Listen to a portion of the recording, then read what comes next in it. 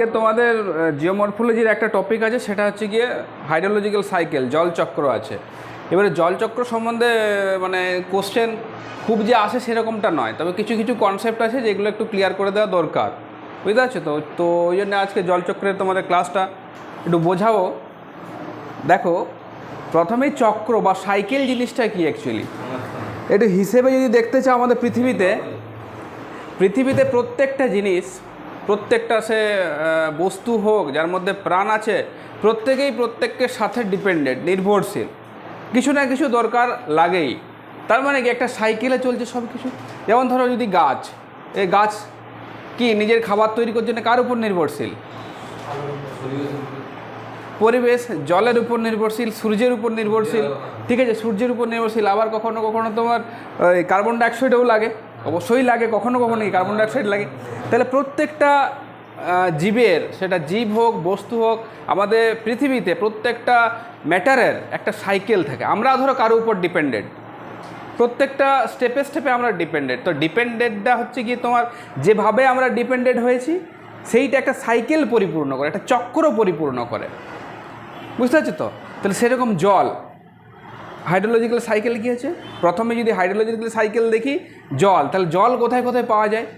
একটা অ্যাটমসফিয়ারে পাওয়া যেতে পারে, একটা সারফেসে পাওয়া যেতে পারে, বা লিথোস্ফিয়ারে পাওয়া যেতে পারে, আর একটা গ্রাউন্ডে পাওয়া যেতে পারে, ঠিক আছে? তাহলে এই তিনটে জায়গার মধ্যে জলের যে সার্কুলেশন, কখনো বাষ্পীভূত হয়ে যাচ্ছে, কখনো রেনফল, বৃষ্টিপাত হিসেবে পড়ছে আর কি, আবার কখনো ইনফিল্ট্রেশন হয়ে নিচে চলে যাচ্ছে, আবার কখনো ঝর্ণা হয়ে বেরিয়ে আসছে তো, আবার কখনো চুইয়ে বেরিয়ে আসছে। তাহলে এই যে প্রত্যেকটার বেরিয়ে আসা, আবার হচ্ছে কি বৃষ্টিপাত হওয়া, আবার বাষ্পীভূত হওয়া, এইটাই একটা পর্যায়ক্রমে যে চলছে, এটাকেই আমরা বলি হাইড্রোলজিক্যাল সাইকেল, জলের চক্র। মানে যে চক্রের মাধ্যমে জলের যোগানটা অব্যাহত হয়েছে। এমনটা তো যদি বাষ্পীভূত হয়ে গেল, জল সব উড়ে চলে গেল, আর জল থাকলো না। চক্র আছে বলেই তো সেটা সম্ভব। বাষ্পীভূত হয়ে যাচ্ছে, কনডেন্স হচ্ছে, আবার বৃষ্টিপাত অধক্ষেপণ হচ্ছে, আবার চুঁইয়ে ঢুকছে, সারফেসে রয়েছে। ব্যাপারটা বুঝতে পারছো আমি কী বলছি? তাহলে চক্র আছে বলেই কিন্তু হাইড্রোলজির যে জলের যে অস্তিত্ব, সেটা কিন্তু বর্তমান রয়েছে। হ্যাঁ, এইবারে দেখো, এখান থেকে প্রথম কোশ্চেন আসতে পারে যে হাইড্রোলজিক্যাল সাইকেল কোন সিস্টেমের অন্তর্ভুক্ত, ওপেন সিস্টেম না close system? Close system. Close system কি? ওপেন আর ক্লোজ কি? কোনো সিস্টেমে যদি বাইরে থেকে যোগান দেওয়া হয় কোনো এলিমেন্টস বা উপাদানকে, তখন সেটা ওপেন হবে, বাইরে থেকে যোগান দিচ্ছি। ব্যাপারটা বুঝতে পারছো তো? কিন্তু হাইড্রোলজিক্যাল সাইকেল দেখি বাইরে থেকে যোগান দিচ্ছি কি? পৃথিবীর বাইরে থেকে জল আসছে কি? মঙ্গল গ্রহ থেকে জল আসছে কি? আসছে না। জলের যতটুকু পরিমাণ জল আছে আমাদের আর্থেই আছে, সেটাই কখনো কখনো রূপটা চেঞ্জ করে নিচ্ছে, কখনো বাষ্পীভূত হয়ে যাচ্ছে, কখনো বরফ হয়ে যাচ্ছে, কখনো আবার জল হয়ে যাচ্ছে, কখনো তরলে পরিণত হচ্ছে। কিন্তু একটা জিনিস প্রত্যেকটাতেই কম্পালসারি মাস্ট লাগবেই, সেটা হচ্ছে গিয়ে আমাদের সকল শক্তির উৎস কি? সূর্য। ওই শক্তিটা লাগবে। তো গাছ যদি সালোক সংশ্লেষের মাধ্যমে তোমার হচ্ছে গিয়ে সালোক সংশ্লেষ করে, তাও কি লাগবে? সূর্য লাগবে। তাহলে আমাদের মানে পৃথিবীতে বা আমাদের যে টোটাল ইয়েটা বলতে সোলার সিস্টেমের একমাত্র শক্তির উৎস হচ্ছে সূর্য। তাহলে ওইটা আমরা কমন ধরে নেব, ঠিক আছে? এরপরে কি হবে? যোগান। কোনো সিস্টেমকে পরিচালনা করতে গেলে তো যোগান লাগে। যেমন আমাদের পলিটিক্যাল, রাজনীতিক সিস্টেম, এটা সিস্টেম আছে, উপর থেকে আস্তে আস্তে ক্রমান্বয়ে নামতে থাকে। ডিএম থাকে, তারপর এসডিও থাকে, তারপর বিডিও থাকে, তারপর পঞ্চায়েত থাকে না এরকম করে, তারপরে গ্রাম সমিতি থাকে। তাহলে প্রত্যেকটা একটা সিস্টেম আছে। তো এইখানে হাইড্রোলজিক্যাল সাইকেল হচ্ছে গিয়ে ক্লোজ সিস্টেম। কেন বললাম? যেখানে জলের যে যোগানটা সেটা বাইরে থেকে আসছে না, জলের যোগানটা ইটসেলফ পৃথিবীর মধ্যেই রয়েছে, শুধুমাত্র দাদা রূপটা চেঞ্জ করছে, কখনো বাষ্পীভূত হচ্ছে, কখনো বৃষ্টিপাত হচ্ছে, ঢুকে যাচ্ছে, ঠিক আছে? তাহলে প্রথম কোশ্চেনটা হচ্ছে গিয়ে যে হাইড্রোলজিক্যাল সাইকেল হচ্ছে ক্লোজ সিস্টেমের অন্তর্গত। একেবারে 16 সালে একটা পড়েছিলাম, বাস্তুতন্ত্র কোন সিস্টেমের অন্তর্গত? কোন সিস্টেমের অ্যান্সার ছিল?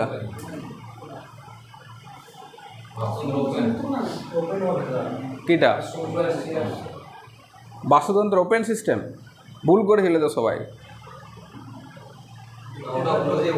হ্যাঁ, ক্লোজ সিস্টেম হবে, ওটা ভুল করেছিল, ওপেন সবাই করেছিল। এইবারে দেখো আমি কি বললাম, কোনো একটা চক্র পরিপূর্ণ করতে স্টপ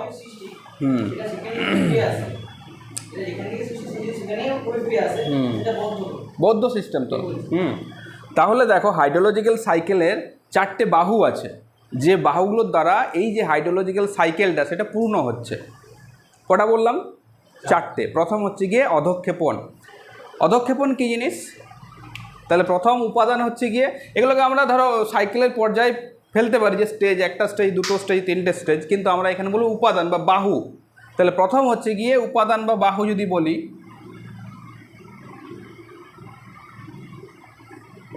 এক নম্বর হচ্ছে অধঃক্ষেপণ।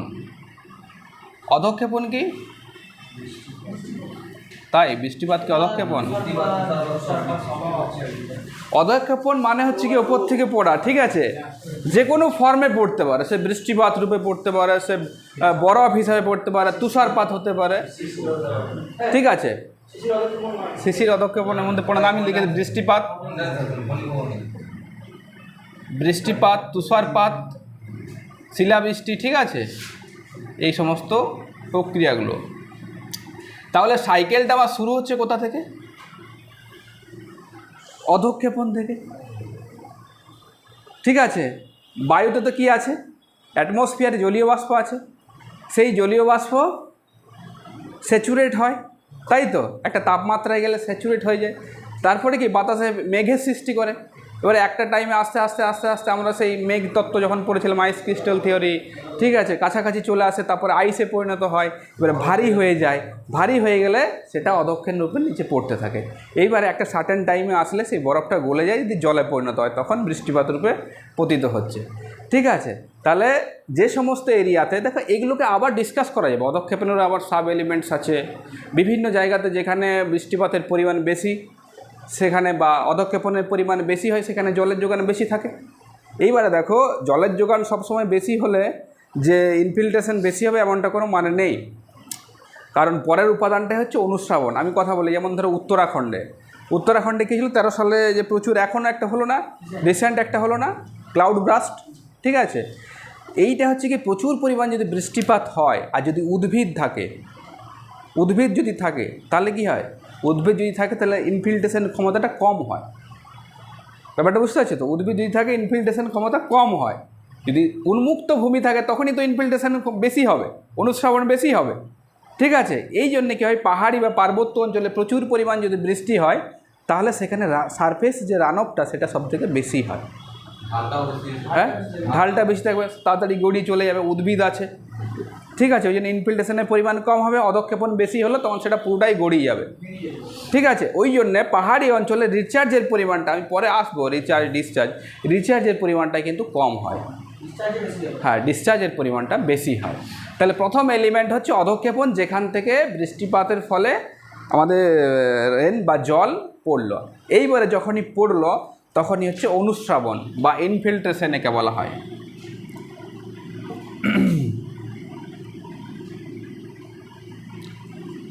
অনুশ্রাবণ জিনিসটা কি বা ইনফিল্ট্রেশন? এইবারে দেখো অনুশ্রাবণ হতে গেলে কিছু কিছু ক্রাইটেরিয়া আছে। বৃষ্টির জোর পড়লো, মাটি যদি শুকনো থাকে, গরম থাকে, তাহলে কিছু জল পড়ার সাথে সাথেই উবে যাবে। এই প্রসেসটা কতক্ষণ চলবে? প্রায় 10 মিনিট, যতক্ষণ পর্যন্ত উপরের যে লেয়ারটা আছে সম্পৃক্ত হয়ে যাচ্ছে। যেই সম্পৃক্ত হয়ে গেল তারপরে মাটি ইনফিল্ট্রেশন করবে, টানবে, মানে উড়ে যাবে, ঠিক আছে? উড়ে যাওয়ার পর কিছুটা পরিমাণ জল যখন আর উড়ে যাবে না তখন টানা শুরু হবে, ঠিক আছে? এই প্রসেসটা হচ্ছে ইনফিল্ট্রেশন। এবার ইনফিল্ট্রেশন নির্ভর করে আবার কিছু কিছু বিষয়ের ওপর, যেমন হচ্ছে গিয়ে শিলার প্রকৃতি, শিলাটা কীরকম আছে, সছিদ্রতা আছে না ছিদ্রতা নেই। যদি ছিদ্রতা বেশি থাকে তাহলে ইনফিল্ট্রেশন বেশি হবে, যদি ছিদ্রতা কম থাকে ইনফিল্ট্রেশন কম হবে। 2 নম্বর হচ্ছে ঢাল, ওই একটু আগে বলছিলে ভূমির ঢাল যদি বেশি হয় তাহলে ইনফিল্ট্রেশনের পরিমাণ কম হবে, আর যদি ঢাল কম থাকে তাহলে ইনফিল্ট্রেশনের পরিমাণ বেশি হবে। হ্যাঁ, এই প্রবেশতা আছে, পারমিয়াবিলিটি, শিলাটা কী রকম আছে, অপ্রবেশ্য শিলা না অপ্রবেশ্য শিলা আছে, ঠিক আছে? এগুলোর উপর ডিপেন্ড করে। 3 নম্বর হচ্ছে রান অফ মানে হচ্ছে পৃষ্ঠ, এবার রান অফ মানে পৃষ্ঠ প্রবাহ নয়, প্রবাহ, ঠিক আছে? কারণ রান অফকে আবার দুটো ভাগে ভাগ করে, একটা পৃষ্ঠ প্রবাহ, একটা হচ্ছে গিয়ে তোমার ওটাকে বলছে সারফেস রান অফ, একটা হচ্ছে সাব সারফেস। তাহলে রান অফ মানে হচ্ছে গড়িয়ে যাওয়া। তাহলে বৃষ্টির জল পড়লো, কিছু ইনফিল্ট্রেশন হলো, যখন ইনফিল্ট্রেশন শেষ হয়ে গেল, স্যাচুরেট লেভেলে চলে গেল, তখনই কী হবে, উপরের যে জলটা থাকবে সেটা গড়িয়ে যাবে। উপর দিয়ে যখন গড়িয়ে যাবে ঢাল বরাবর, কোন দিকে যাবে, ঢাল বরাবর, তখন সেটাকে আমরা বলবো পৃষ্ঠপ্রবাহ।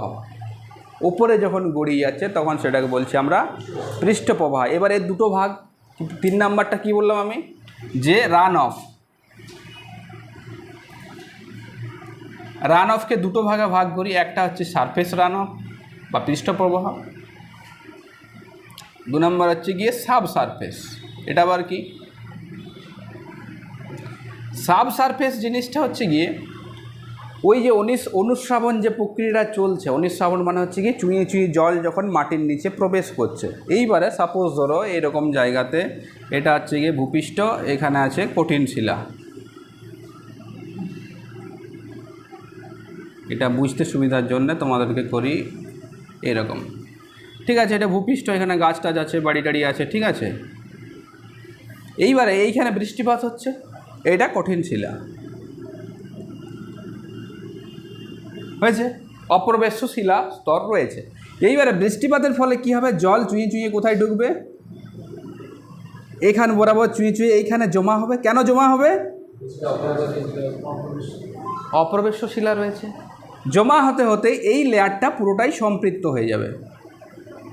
সম্পৃক্ত হওয়ার পরে জলের একটা প্রবাহ দেখা যাবে। কেন, কারণ পৃষ্ঠে যেরকম জলের প্রবাহ দেখা যায়, নিচেও সেরকম ঢাল বরাবর ভৌম জলের প্রবাহ দেখা যায়।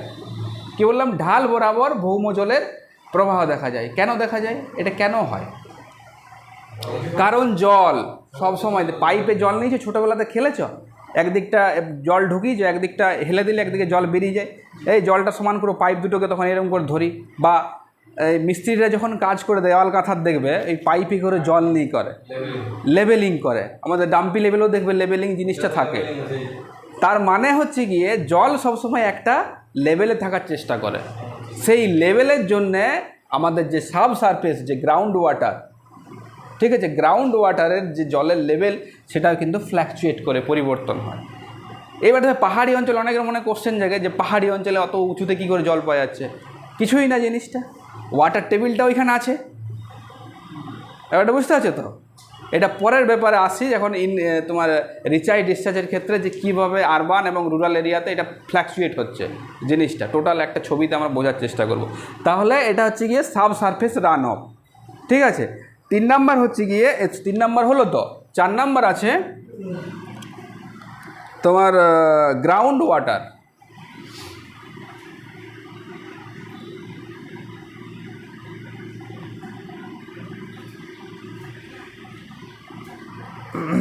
এইবারে দেখো গ্রাউন্ড ওয়াটারের একটু ভাগটা বলে নিই তোমাদেরকে।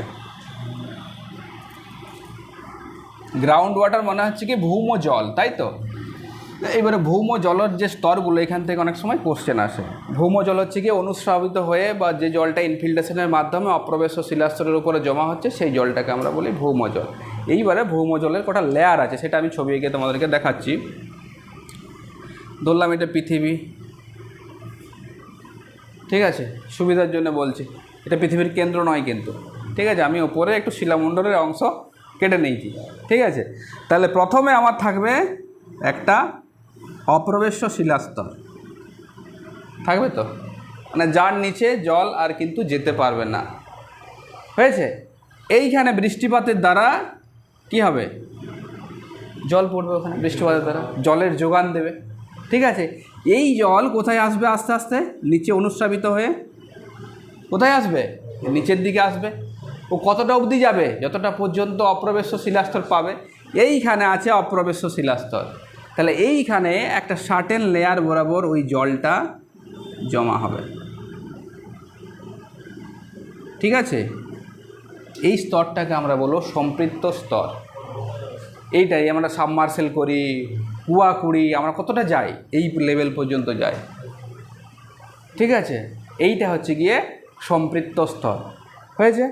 পরে একটা স্তর আছে যেটা দেখবি বর্ষাকালে কুয়াতে জল বেড়ে যায় না, বর্ষাকালে বেড়ে না জল, একটা লেভেল পর্যন্ত জল উঠে যায়।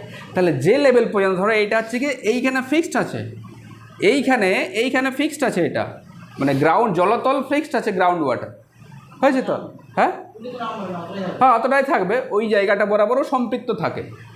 এর পরেরটা হচ্ছে কি, বৃষ্টিপাতের ফলে ধরো বর্ষাকালে যখন জলের যোগান বাড়ে তখন আরও কিছুটা অংশ পরিপৃক্ত বা সম্পৃক্ত হয়ে যায়। এইটাকে বলি অস্থায়ী, এরকম চিহ্নটা দেওয়া বলেছে, অস্থায়ী সম্পৃক্ত স্তর। তাহলে এটা 1 নাম্বার যদি হয়, এটা 1 নাম্বার, এটা 2 নাম্বার, এটা স্থায়ী, এটা অস্থায়ী। ঠিক আছে, এর পরের যে লেভেলটা আছে বা যে লেয়ারটা আছে, সেইখান থেকে জল কিন্তু কৌশিক প্রক্রিয়ার মাধ্যমে উপর দিকে উঠতে থাকে। আচ্ছা, এই প্রক্রিয়াটা দেখবে স্ট্রতে করে কিছু খেয়েছো তো, স্ট্র টেনে পরে নর্মালি কি হয়, ওই স্ট্রটা যদি তুমি রেখে দাও দেখবে কিছুটা জল ওই স্ট্রের ভিতরে ঢুকে যায়, বা যেটা খাচ্ছ তার ভিতরে ঢুকে যায় পানীয়টা। এটা চিনি কৌশিক প্রক্রিয়ার জন্য হয়, চাপের জন্য হয়, বায়ুর চাপের জন্য হয়। স্ট্রটা রাখবে দেখবে কিছুটা ঢুকে যাবে। ঠিক আছে, ঠিক ওইখানেও হয়। কারণ হচ্ছে কি, ওইখানে ধরো মাটির মধ্যে অনেক ফাঁকা ফাঁকা জায়গা আছে, তো সেগুলো অনেক সময় নলের আকারে গঠন করে। ওই নল দিয়ে জল আস্তে আস্তে চাপের প্রভাবে ওপর দিকে উঠতে থাকে। ঠিক আছে, এই যে লেয়ারটা, এইটাকে বলা হয় ক্যাপিলারি লেয়ার। আর যে প্রক্রিয়ায় জলটা উঠছে বা যে জলটা উঠছে ওটাকে কৌশিক জল বলা হয় বা কৈশিক জল বলা হয়। ঠিক আছে, তাহলে তারপরের লেয়ারটা আছে, এই লেয়ারটা আছে ক্যাপিলারি।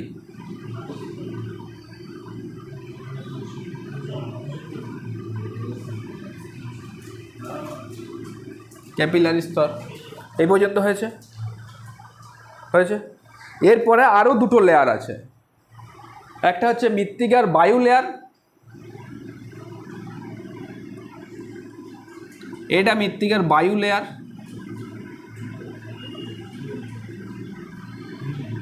আর এটা মৃত্তিকার জল লেয়ার, জল স্তর আর বায়ু স্তর। ঠিক আছে, হয়েছে। এরপরে আসবো, দেখো এই লেয়ারটা জল স্তর বায়ু স্তর। এখানে বায়ুর পরিমাণ তুলনামূলক বেশি থাকে, এখানে জলের পরিমাণ বেশি থাকে বলে এটাকে 2টো ভাগে ভাগ করা হয়েছে। এরপরে আসবো, দেখো ভাডোস জল বা ভাডোস স্তর। ভ্যাডোস পড়েছে না? হয়েছে। তাহলে দেখো সবেই কিন্তু সেই ইনফিল্ট্রেশনের সঙ্গে যুক্ত। এখানে কি হচ্ছে, অনুশ্রাবণের ফলে জল কোথায় যাচ্ছে, মাধ্যাকর্ষণ শক্তির টানে কোথায় যাচ্ছে, অপ্রবেশ্য শিলাস্তরের আগের অবধি যাচ্ছে, যেখানে জলটা জমা হচ্ছে। তাহলে জলের একবারে ওপর থেকে সম্পৃক্ত শিলাস্তর পর্যন্ত জলের যে স্তরগুলো, কোথায় বললাম, ওপরের লেভেল থেকে বা ওপরের স্তর থেকে কোথাও অবধি ওই পরিপৃক্ত স্তর পর্যন্ত, যেখানে গ্রাউন্ড ওয়াটার লেভেলটা জমা হচ্ছে, সেই স্তর পর্যন্ত সেটাকে বলা হয় ভাডোস স্তর বা ভাডোস লেয়ার।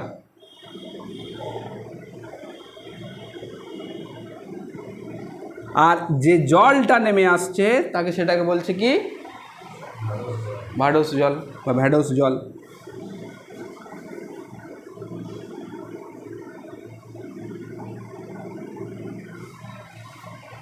এ পর্যন্ত ক্লিয়ার হয়েছে?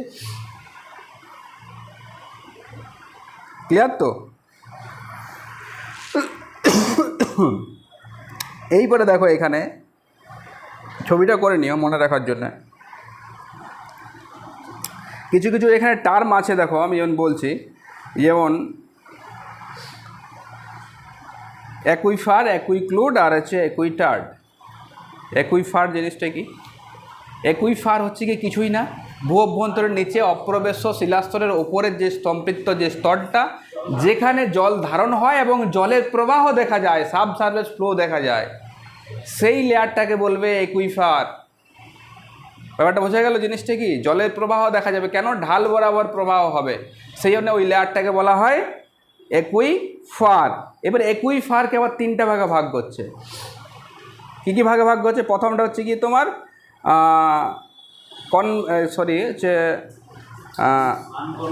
একটা হচ্ছে কনফাইন্ড আছে, আনকনফাইন্ড আছে, একটা হচ্ছে পাঞ্চড আছে। তাহলে কনফাইন্ড জিনিসটা কি?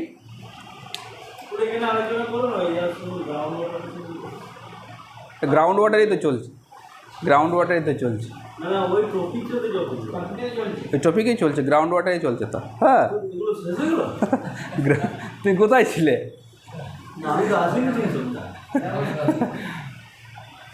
হয়েছে। এবারে দেখো কনফাইন্ড যে স্তর যেটা হচ্ছে বদ্ধ, বদ্ধ মানে হচ্ছে গিয়ে যখন একটা অপ্রবেশ্য শিলাস্তরের দুইটা অপ্রবেশ্য শিলাস্তর থাকবে,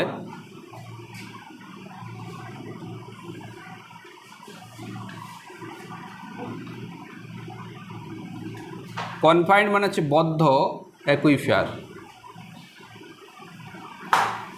এইখানে একটা টার্ম ভালো আছে, তাহলে এই জায়গাটা সারফেসে মুক্ত থাকবে,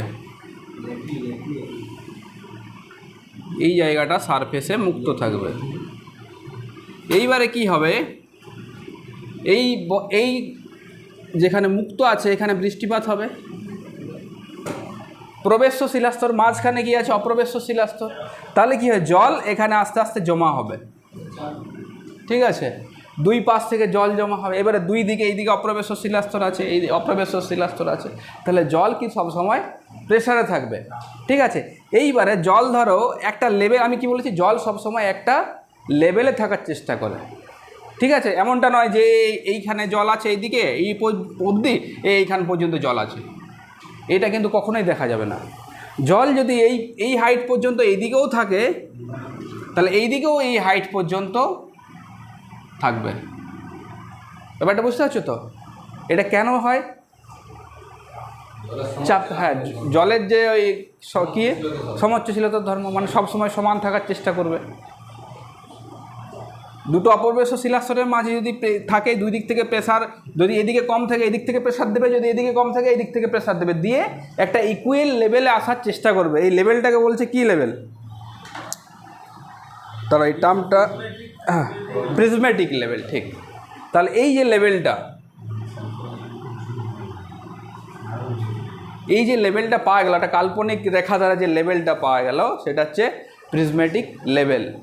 ঠিক আছে, এইবারে দেখো যদি জলের লেয়ারটা উপরে উঠে যায়, এই বরাবর উঠে যায়,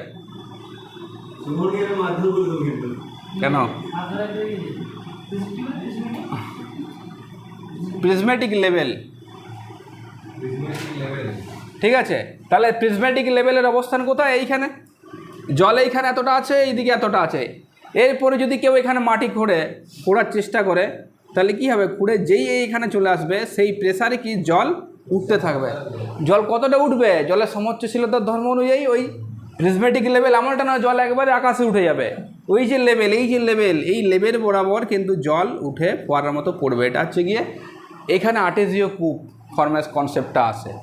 ফ্রান্সের সুসে আর্টেজিও কূপ না, ওটা হচ্ছে প্রস্রবণ। ঠিক আছে, আসছি, ওটা পরে আসছি, ওটা বলছি।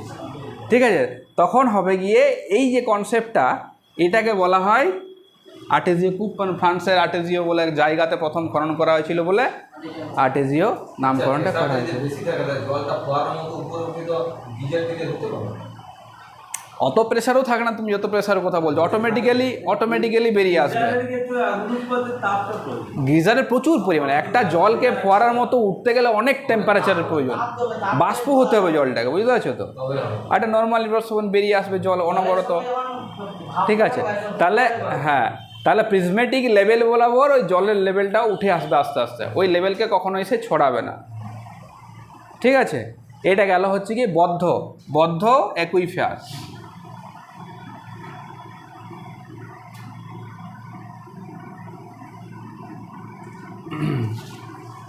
তারপর আছে আনকনফাইন্ড। এটা আবার কি, আনকনফাইন্ডে কি,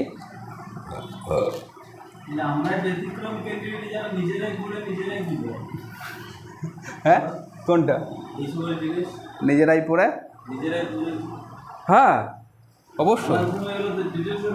তুমি একটা চিন্তা করো, সেই সময় সব মরফোলজি টেকটনিক, কানমু তো টেকটনিক মরফোলজি,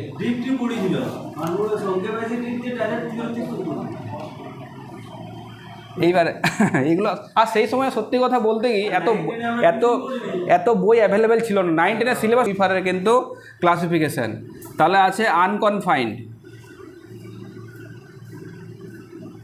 এখানে কি হবে, ধরো এরকম ভূপৃষ্ঠ আছে, হয়েছে, এর নিচে অপ্রবেশ্য শিলাস্তর আছে,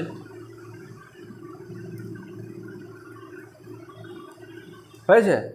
এইবারে জল জমা হবে এখানে বরাবর জল জমা হচ্ছে, পুরো স্তরটা যখন সম্পৃক্ত বা পরিপৃক্ত হয়ে যাবে তখন এই যে যেখানে অপ্রবেশ্য শিলাস্তর এবং প্রবেশ্য শিলাস্তর যেখানে মিট করেছে, যেখানে মিলিত হয়েছে, সেই স্থান বরাবর জল আস্তে আস্তে বেরিয়ে আসবে। এইটাই সবথেকে বেশি জায়গাতে দেখা যাচ্ছে। ঠিক আছে, আমাদের এখানে যেগুলো আছে সেগুলো কিন্তু আনকনফাইন্ড। শুশুনিয়ারটা যদি বলো সেটাও কিন্তু আনকনফাইন্ড। ঠিক আছে, ওর ফ্রেশটা একটা জায়গাতে মুক্ত হয়ে গেছে। বিহারিনাতে যেটা আমরা দেখেছিলাম সেটাও কিন্তু এইটাই। ঠিক আছে, আমাদের এখানে ধরো কার্যুডাঙ্গার বাঁকুড়ার কথা বলছি, এখানে নিচে যেটা আছে সেটাও কিন্তু আনকনফাইন্ড। নিচে একটা কঠিন শিলা আছে এবং তার উপরে প্রবেশ্য শিলাস্তর আছে। জল ওই নিচে জমা হচ্ছে, সাবমার্সেল করে আমরা বের করে নিচ্ছি, বা ওই কী বলে ওটাকে, ওই পুরে যে ওটাকে কী বানায়, ওই টিউবওয়েল না ওটাকে কী বানায়, আরে ওই মেশিন ফেশিন দিয়ে করে বোরিং করে, তো ওটা কি, ওটা হচ্ছে এইটাই। ঠিক আছে, এইবারে এটা গেল আনকনফাইন্ড। এটা হচ্ছে গিয়ে আমাদের এখানে সব থেকে বেশি দেখা যায়। ঠিক আছে, এরপরে হচ্ছে গিয়ে বাই চান্স কোনো কারণে, পাঁচটা একটা আছে বললাম যে বাই চান্স কোনো কারণে এইখানে ধরো যদি অপ্রবেশ্য শিলাস্তর থাকে, আনকনফাইন্ডের মধ্যে যদি কোনো একটা অপ্রবেশ্য শিলাস্তর থাকে, তখন কী হবে, জল এখানেও কিন্তু জমা হবে। এখানেও তুমি যদি কূপ খনন করো তখন জল কিন্তু বেরিয়ে আসবে। তখন এটাকে বলা হয় পাঁচটা একুইফার। তাহলে একুইফারের তিনটা গেল। হ্যাঁ, অর্ধচন্দ্রাকার না, আমি কি বললাম, এখানে যদি অপ্রবেশ্য একটা শিলাস্তর থাকে আনকনফাইন্ডের মধ্যে, হয়েছে। তাহলে দেখো এইখানে গ্রাউন্ড ওয়াটারের রিচার্জ এবং ডিসচার্জের একটা ব্যাপার আছে। ঠিক আছে, গ্রাউন্ড ওয়াটার রিচার্জ কীভাবে হয় আর ডিসচার্জ কীভাবে হয়, এই পর্যন্ত ক্লিয়ার হয়েছে তো। আর প্রিজমেটিক লেভেলটা মনে রাখবে। ঠিক আছে, আর এখানে ওই জিনিসগুলো আছে, যেমন হচ্ছে কি ওই একুইটার্ড আছে না, একুইক্লুড। ঠিক আছে, এগুলো একটু এক দুটো লাইন বলে দিই। একুইফারটা বোঝা গেছে তো। একুইফার হচ্ছে গিয়ে জল সম্পৃক্ত বা পরিপৃক্ত হয়ে জমা হবে এবং এটা জলের প্রবাহ থাকবে। ঠিক আছে, তখন সেটা হবে একুইফার। আর একুইক্লুড হচ্ছে গিয়ে জল জমা হবে কিন্তু প্রবাহ হবে না। হ্যাঁ, জল জমা হবে কিন্তু প্রবাহ হবে না। প্রবাহ দেখা যাবে একুইফারে, একুইক্লুডে কিন্তু প্রবাহ দেখা যাবে না। ঠিক আছে, একটা জায়গাতে জমা হবে। আর হচ্ছে একুইটার্ডে কী হবে, একুইটার্ডে হচ্ছে গিয়ে তোমার জল জমাই হবে না, হলেও খুব মাত্রাতিরিক্ত অনেক কম, প্রবাহ তো দেখাই যাবে না। তাহলে তিনটে আছে, একুইফার, একুইক্লুড আর একুইটার্ড। ফিউজ আছে, ওগুলো না, এগুলো মেন টার্ম আছে। ঠিক আছে, অপ্রবেশ এটা লেস আর কি, পারমিয়াবিলিটি লেস থাকে। একুইফারে জমা প্রবাহ দুটোই হবে, হয়েছে। একুইক্লুডে হচ্ছে কি জমা হবে, প্রবাহ হবে না। আর হচ্ছে একুইটার্ডে খুব কম মাত্রায়, কিছুই হবে না নয়, খুব কম মাত্রা অপ্রবেশ্য শিলাস্তর দ্বারা গঠিত, খুব কম জল জমাবে, খুব কম, সেটা তুমি খুললেও পাবে না, পরবর্তীকালে হয়তো মাটি সম্পৃক্ত হওয়ার কাজে লেগে যাবে। হয়েছে। এইবারে রিচার্জ এবং ডিসচার্জ দেখো। এবারে তাহলে ডিসচার্জ কীভাবে হয়? ডিসচার্জ মানে কি, ভূ অভ্যন্তরের জল যখন বাইরে বেরিয়ে আসে ডিসচার্জ হয়। নর্মাল আমাদের সেটা প্রাকৃতিক ওয়েতে হতে পারে আর কৃত্রিম ওয়েতেও হতে পারে। প্রাকৃতিক ওয়েতে কীভাবে হয়, ওই যে বিভিন্ন প্রস্রবণ আছে, ঠিক আছে, যেমন শুশুনিয়াতে যে দুটো প্রস্রবণ আছে, ঠিক আছে, মানে উষ্ণ প্রস্রবণ আছে বক্রেশ্বরে, ঠিক আছে, বিভিন্ন জায়গাতে যখন প্রস্রবণ আকারে জল বেরিয়ে আসছে তখন কিন্তু এটা ডিসচার্জ হচ্ছে, ডিসচার্জ বাইরে বেরিয়ে আসছে। আবার কাস্ট অঞ্চলে কীরকমভাবে ডিসচার্জ হয়, কাস্ট অঞ্চলে ওই যখন হচ্ছে কি নদীটা ওই ভূ অভ্যন্তর থেকে বেরিয়ে আসে, সেটা গ্রাউন্ড ওয়াটার জলকে নিয়ে আসে, তো কাস্ট অঞ্চলে এটা হচ্ছে কি, তাহলে এই রকমভাবে ডিসচার্জ হতে পারে। আবার মানুষ কি বোরিং করছে, বোরিং করে ফলে গ্রাউন্ড ওয়াটারের জল তুলছে, ঠিক আছে। তারপরে হচ্ছে গিয়ে ধরো এই জলে আবার চাষ হচ্ছে, এই জন্য দেখবে সাবমার্সেলের মাধ্যমে কিন্তু চাষ করতে দেবে না এখন। তুমি যাও বর্ধমান, মেদিনীপুর দিকে, পারমিশন দেবে না। বৃষ্টিপাত নর্মালি এখন হয়নি, সে হচ্ছে, কিন্তু ওগুলো পারমিশন নিতে হয় করার জন্য, ঠিক আছে, তো পারমিশন নিতে হয় কিন্তু। তো এগুলো ডিসচার্জ হচ্ছে। রিচার্জ কীভাবে হয়, রিচার্জটি তো করা দরকার আমাদের, রিচার্জই তো হচ্ছে না। তুমি দেখো যদি বড় স্কেলে দেখো, যে বড় স্কেলে যদি তুমি দেখো, ধরো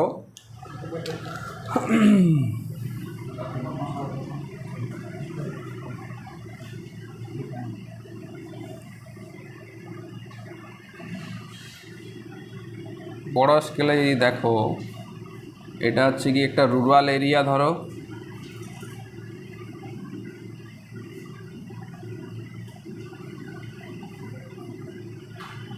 এই ক্লাউড আছে, বৃষ্টি পড়ছে,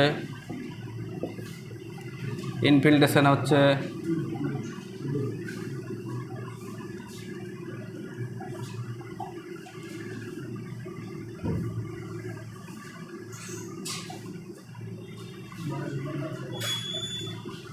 এটা অপ্রবেশ্য শিলাস্তর আছে।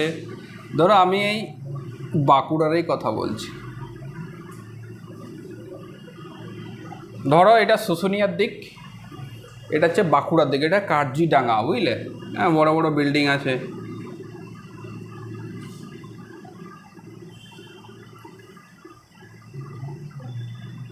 ঠিক আছে, এটা ডাঙ্গা, এটা শুশুনিয়ার দিক হয়েছে। তাহলে বৃষ্টিপাতের ফলে জল রিচার্জ হচ্ছে, রিচার্জ হয়ে কোথায় জমা হবে? এই অপ্রবেশ্য শিলাস্তর রয়েছে তার উপরে জমা হবে। উপরে জমা হলেই কী হবে, লেয়ারটা যখন পরিপৃক্ত হবে বা সম্পৃক্ত হবে, তখন জলের প্রবাহ কোন দিকে হবে? ঢাল বরাবর হবে, সাব সারফেস ফ্লো হবে। আস্তে আস্তে কোন দিকে যাবে? ডাঙার দিকে আসবে, এসে এখানে জমা হবে। হয়েছে? তাহলে ডাঙার লোক কী করবে? সেই জলটা তুলবে, প্রচুর পরিমাণে তুলবে। এখানে শহরগুলোতে কী হয়েছে, বেশিরভাগ যেগুলো বেশি তোমার হচ্ছে মেট্রোপলিটন সিটি, সেখানে জনসংখ্যা বেশি। জনসংখ্যা বেশি মানে জলের চাহিদাও বেশি। জলের চাহিদা বেশি মানে জল তুলবেও বেশি করে, জলের অপচয় করবে, তুলবেও বেশি, অপচয় করবে। আবার তার সাথে সাথে ওটা তো রিচার্জ করবেই না। কেন, কী করবে? সব তো কংক্রিটের ঘর করবে, রাস্তা করবে, ঢালাই রাস্তা করবে, বড় বড় বাড়ি করবে।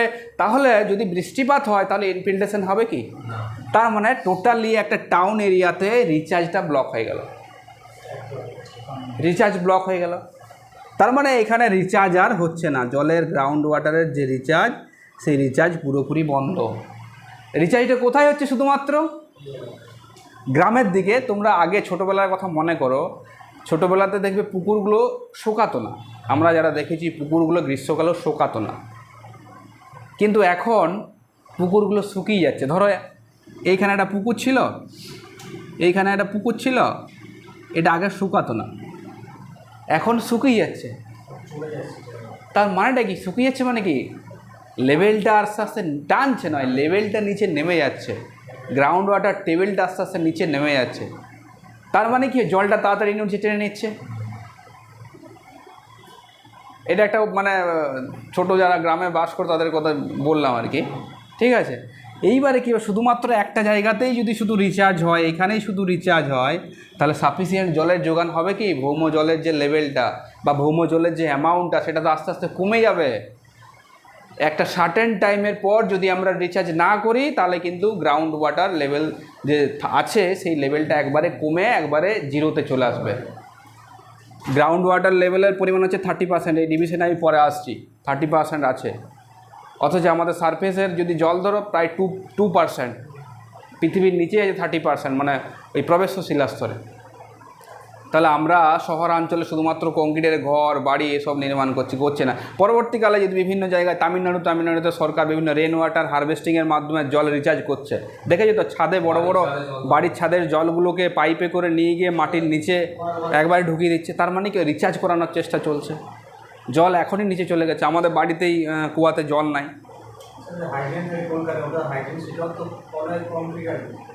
হ্যাঁ, কলকাতা পুরো টাউনটা, ওখানে তো এমনিতেই গ্রাউন্ড ওয়াটার মানে নিচ থেকে জল তোলা পারমিশন ছাড়া হবে না। তুমি যদি বাড়ির জন্য জল তোলো তাও কিন্তু পারমিশন লাগবে ওখানে। ওই জন্য ঘরে ঘরে তো জল নল, ওই টালা থেকে জল আসে, জল দেওয়ার ব্যবস্থা করা আছে পাইপের সাহায্যে। ওইখানে তুমি এমনি যে সাবমার্সিল করে দিলাম এখানে মতো, ওখানে পারমিশন নিতে হবে, সাবমার্সিল করতে গেলেও পারমিশন নিতে হবে। তার মানে জল সংকট। হ্যাঁ, পারমিশন আগে থেকেও দেয়নি। রুরাল এবং আরবান অঞ্চলের মধ্যে রিচার্জ এবং ডিসচার্জের একটা রিলেশন। তার মানে কি, গ্রামের লোক ভাবছে তো আমার জায়গায় তো আমি আছি, তাও জল কমে যাচ্ছে কেন? কিন্তু কমে যাচ্ছে না কেন? জল তো ওইদিকে টেনে নিচ্ছে, সাব সারফেস ফ্লো দেখা যাচ্ছে। আমি কি বললাম যে জল সব সময় একই লেভেলে থাকার চেষ্টা করবে। ঠিক আছে, এই জন্য কমে যায়। তাহলে আমার হাইড্রোলজিক্যাল সাইকেলটা শুরু হয় কোথা থেকে? বৃষ্টিপাত থেকে।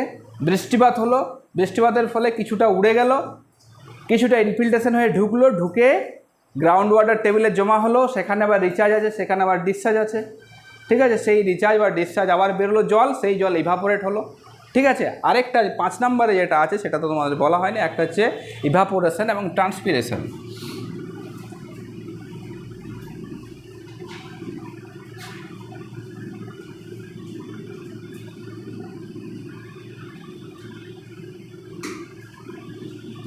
তাহলে ওই যে জলগুলো বেরোলো, ডিসচার্জ যেগুলো হলো, সেগুলো আবার সাইকেলে কীভাবে যুক্ত হবে?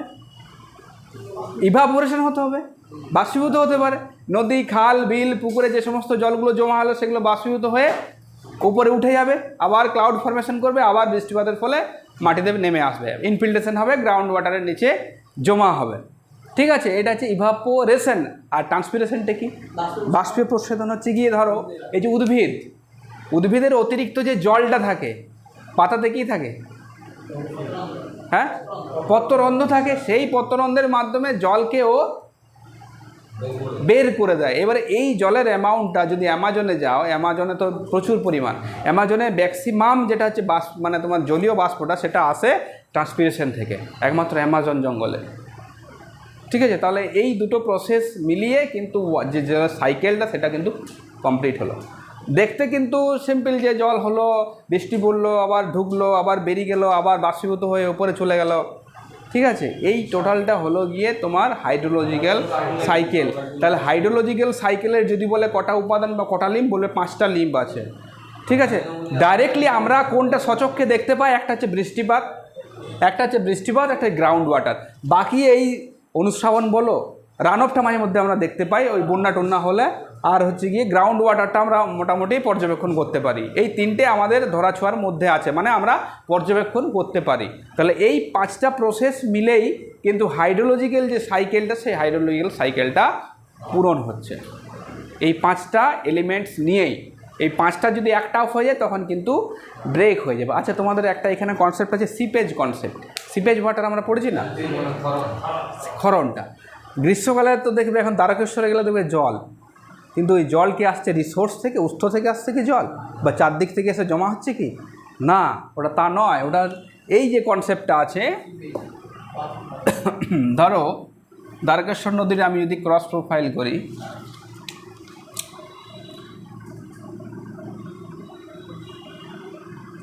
এইটা নদী খাতটা, তাই তো। এই জলটা সব সময় থাকে, তুমি গ্রীষ্ম যাও, বর্ষাতে তুমি দেখতে পাবে না, ওটা অনেক জায়গায় থাকবে। গ্রীষ্মতে, প্রখর গ্রীষ্মতে যাবে, দেখবে একটু জল কিন্তু দেখতেই পাবে। তাহলে এই জলটা আসছে কোথার থেকে? এইটা আসছে সাব সারফেস ফ্লো, কার?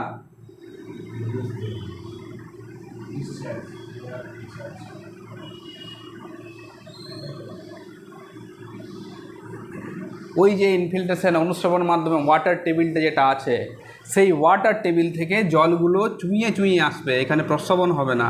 উঁচু জায়গার থেকে, যাদের জমি পুকুর পাড়ের নিচে আছে, দেখবে ঠিক পুকুর পাড়ের নিচে, দেখেছো তো, পুকুর পাড়ের নিচে যে জমিগুলো সেগুলো সবসময় জলের চ্যাট করে দেখবে।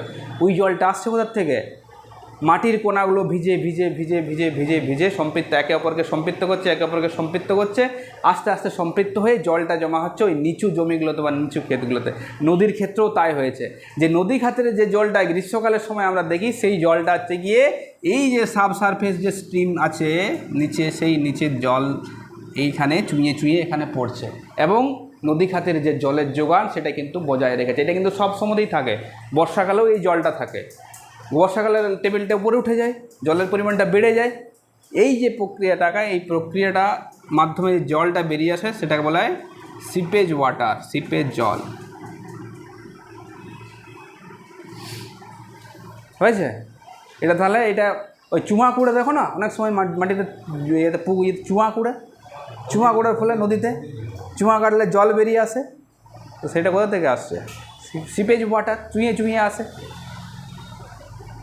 হয়েছে? এটা হচ্ছে সিপেজ। এবারে দেখো কিছু ডিস্ট্রিবিউশন আছে, এটা মুছে দিচ্ছে। হ্যাঁ,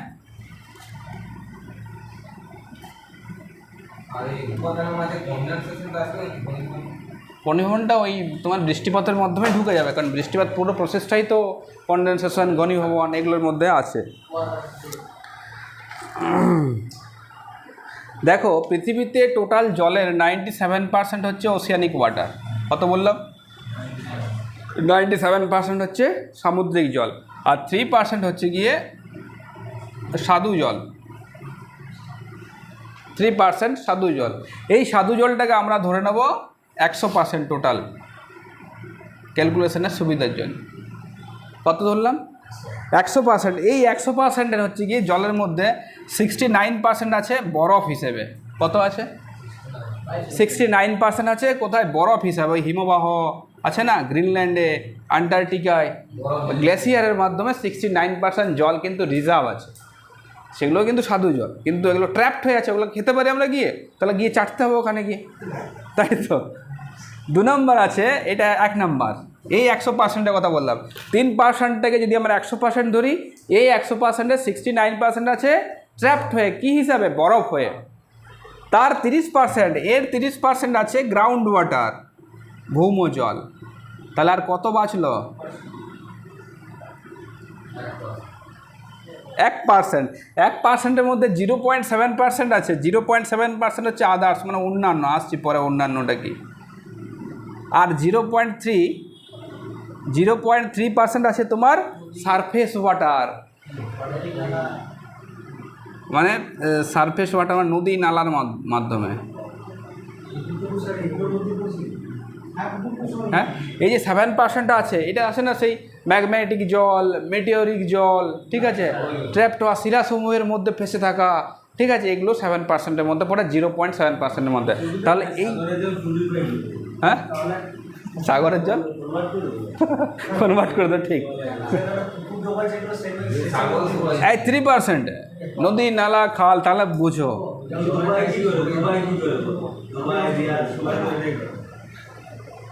তাহলে বুঝতে পারছো, জল নেই, জলের ক্রাইসিস। আমরা একটা টাইম আসবে জল থাকতে না খেতে পেয়ে মরে যাবো। জল আছে কিন্তু না খেয়ে খেয়ে শেষ হয়ে যাবে।